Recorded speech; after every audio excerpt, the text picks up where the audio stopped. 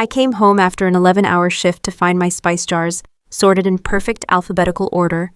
I never organize anything that way. The kitchen smelled like a cleaning product I don't own.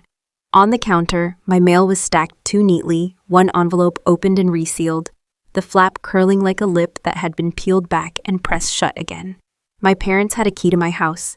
I'd given it to them myself, and standing there in my coat, it hit me that someone had been inside my home while I was at work.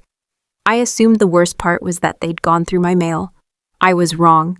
What they did with one particular letter is the reason a locksmith showed up at my door that weekend. My name is Tori, I'm 33, and I close real estate deals for a living, which means my job is literally deciding who legally owns property and who gets a key to it. This is the story of the one key I handed over, the letter it ended up costing me, and the Sunday everything finally came back around to my front porch. 2 years before I found those alphabetized spice jars. A pipe burst under my sink while I was 4 hours away finalizing a deal. My parents rushed over, my dad shut off the water valve, and my mom managed to save my floors from real damage. That night, I gave my father a spare key out of gratitude, telling him it was for emergencies only. He turned it over in his palm like it was something valuable. "Good," he said. "That's how it should be." I thought he was talking about emergencies. Looking back, I think he meant access. For a while, nothing happened. Then my mother started leaving homemade dishes in my fridge, and I told myself that was simply love, because it was. I never asked how she'd gotten in. That's something nobody warns you about when you're the responsible one in the family. You forget you're even allowed to lock a door against the people who raised you. By spring, there was a pattern. I'd leave with my thermostat set at 68 and come home to 71. My mugs ended up in different cabinets. My towels came back folded differently. My winter coats got moved to storage 2 months earlier than I would have done it myself. None of it was illegal. All of it was someone deciding my home was theirs to manage. I gave them every excuse. They're retired, they're bored, they miss me. And those reasons were real, but they didn't erase the fact that if a stranger had done any of this, it would have been a police matter. So I called my mother and gently asked her to call before stopping by. "Honey," she said, "I was only tidying up." As if tidying were just weather, something that happened on its own, and I was somehow asking her to stop the rain. I hung up thinking I'd drawn a line. But a spoken boundary only matters if the other person chooses to respect it. And my mother had agreed to nothing. She'd simply calmed me down until the conversation ended. The home-cooked meals kept appearing. At work, I was managing the biggest closing of my career. Our regional VP, Renata, pulled me aside near the coffee machine and told me we were opening a new branch in Tennessee, and that my name was near the top of the list for lead escrow manager. Then she added, almost casually, "Watch your mail." I laughed about it afterward, the kind of laugh you give before you understand how painfully accurate a warning turns out to be. Because it never crossed my mind to wonder who else might be watching my mail too. 2 days later, my brother Greg called. "Mom says you snapped at her." I hadn't snapped. I'd simply asked for boundaries. "It's not just her home, it's yours too. And they're your parents," he said, as if the deed sitting in my drawer was a minor technicality and blood relation was the only title that actually counted. "Just let it go," he told me, which was easier for him to say, since he'd rather I swallow my frustration than deal with the fallout himself. The night before a work trip, I noticed it again, my mail stacked too perfectly, one envelope sitting at a slightly wrong angle. I photographed it, time-stamped the photo, and told my empty kitchen out loud. "Saturday, I'm getting that key back." Then my alarm reminded me of my 5 a.m. flight, and I saved a text to my father in my drafts folder instead of sending it. I locked my suitcase to protect it from strangers at the airport, while my own front door stood wide open to the 2 people I trusted most in the world. The closing I was working in Illinois nearly fell apart twice. I saved it both times. On the second day, I got a voicemail from my mother, her voice unnaturally cheerful. "Something came for you, certified mail. I signed for it. We'll talk when you're home." Certified mail means dates matter and signatures have to be verifiable. Renata's warning echoed back in my head. Here's what had actually happened while I was gone. My mother had let herself in to water my plants, something I never asked her to do, and she happened to be standing in my kitchen when the mail carrier knocked. She signed my name on the delivery line. Inside was my official job offer for lead escrow manager, complete with salary details, a relocation package, and a response deadline 14 days out. It sat on my mother's kitchen counter for 3 full days before I even got home to read it.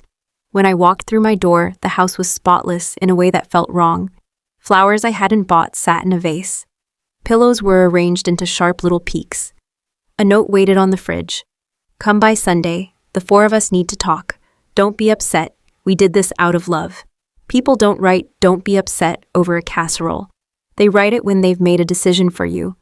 I went through my mail stack the same careful way I review a title file at work, calm, assuming nothing, until I found 3 envelopes that had been opened and resealed, the glue gone gray from being lifted and pressed back down. And there, near the bottom, face down, was the certified envelope, the signature slip still attached, sliced cleanly across the top. That wasn't a steamed open seal. That was a knife, used by someone who genuinely believed she had every right to use it. I pulled the letter out. The first thing I noticed wasn't the salary figure or the welcoming language. It was a circle.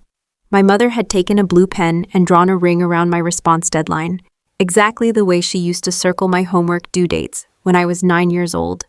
Clipped to the front was a sticky note in her familiar, round handwriting. "We'll talk Sunday."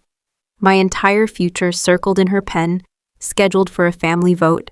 The next morning, I called the company's HR line and asked whether anyone had contacted them about my offer. The coordinator told me a person claiming to be family had called, said I'd received the offer but wasn't planning to relocate, and asked if the position could be given to someone else. Nothing had been finalized. It was logged as unverified. But it had been flagged, and the hiring team had already seen it. Someone had called my employer, pretended to speak on my behalf, and tried to hand my future to a stranger. I told my coworker Dana the entire story, the key, the mail, the phone call. She set down her coffee.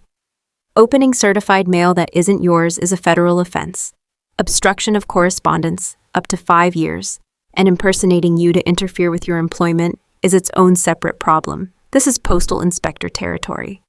For one brief, satisfying moment, I let myself enjoy the idea of the law finally calling my parents the problem instead of calling me difficult. I phoned my mother before Sunday so I wouldn't be ambushed with Greg playing referee. I signed for it so it wouldn't get sent back. "I was only trying to help," she said. "You'd have moved 6 hours away. We were trying to save this family." Tidying had quietly become helping, and helping had quietly become saving. Then my father took the phone, calm and absolutely certain. "We're your parents. We will always have access to our daughter." Like it was a law of physics, something that didn't require my consent, because my consent had never been part of the equation to begin with. That night, I filled out a postal complaint form completely, every field. I printed it out and set it beside the sliced open envelope, and I sat with both of them for most of the night. Greg called the next morning already knowing. In my family, news travels faster than any apology ever could. "They're 63. Dad has a heart condition. You'd really put our parents through something federal over one letter?" He never once said the word wrong about what they'd actually done. The entire weight of the conversation rested on what it would cost me to respond, and none of it rested on what it had already cost me to be wronged in the first place. I called Dana again. "Walk it forward," she said. "Best case, you file it. What's actually different for you on Tuesday?" I didn't have a clean answer. "You didn't ask me how to punish them," she said. "You asked how to get your future back and your door back to yourself." Punishment was about them. Freedom was about me. I tore the complaint form in half, then in half again, and dropped it in the trash. Not out of fear and not out of forgiveness, but because filing it would have been their kind of move. Loud, using family as a weapon. I'm not loud, I'm precise. So instead I did 2 clean, deliberate things. First, I called Renata directly, not HR, not email. There was interference with my mail. Someone contacted your office claiming to speak for me and said I was declining the offer. That was never authorized. I want the position.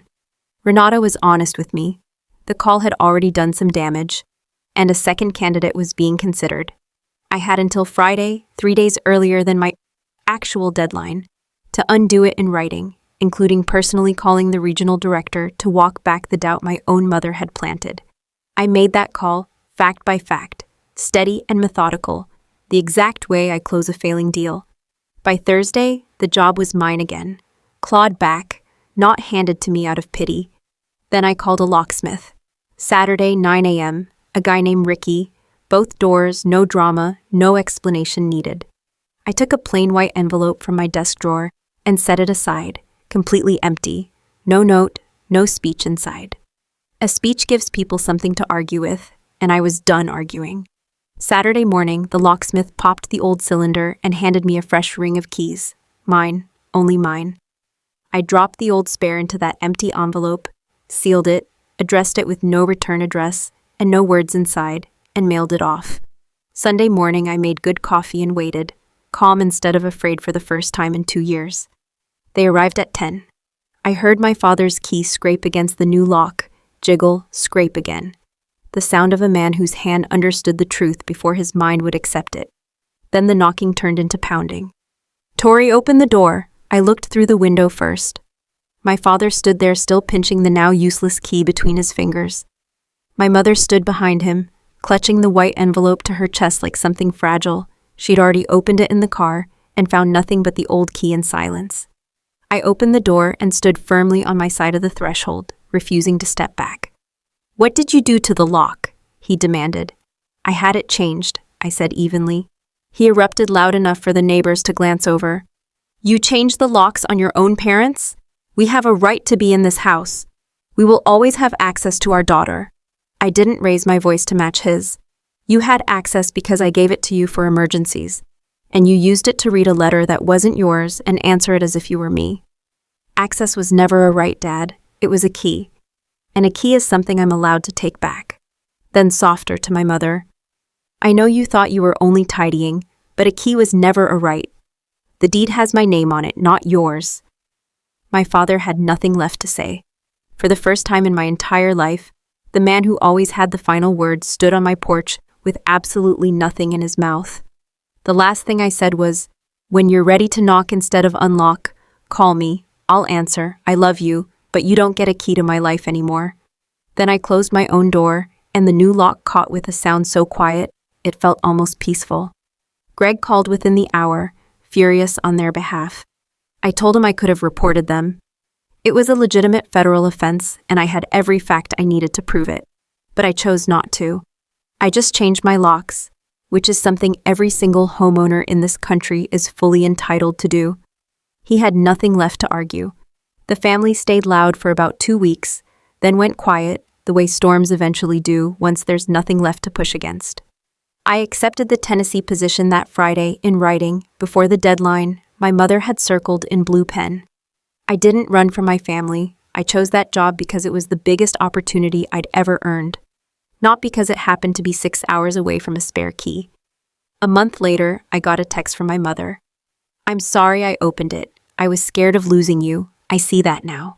I wrote back, "Thank you for saying that. I love you. When I'm settled, come visit. Just knock first." Then I went back to packing boxes for a life I'd finally taken back, with a set of keys in my pocket that belonged to exactly one person, me. Love that needs a spare key to your house and a hand in your private mail was never really asking to be let in. It was asking you to disappear.